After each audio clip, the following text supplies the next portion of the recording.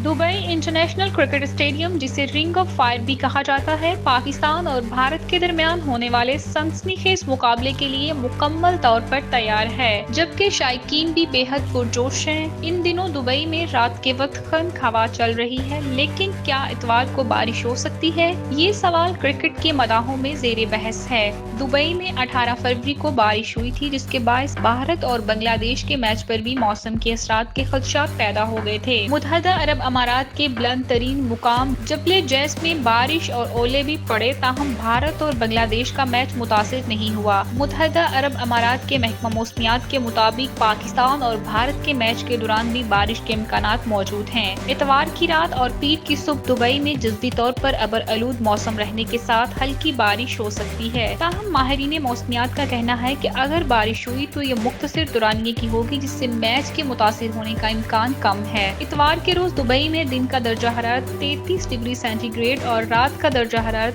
20 degree centigrade रहने की पेशगोई की गई है। ICC चैंपियंस ट्रॉफी 2025 के कवानीन के मुताबिक ग्रुप स्टेज मैचेस के लिए कोई रिजर्व डे मख्तिस नहीं किया गया। शायकीन को उम्मीद है कि हल्की बारिश के बावजूद पाक भारत मुकाबला बगैर किसी रुकावट के मुकम्मल होगा और एक सनसनीखेज मैच देखने को मिलेगा।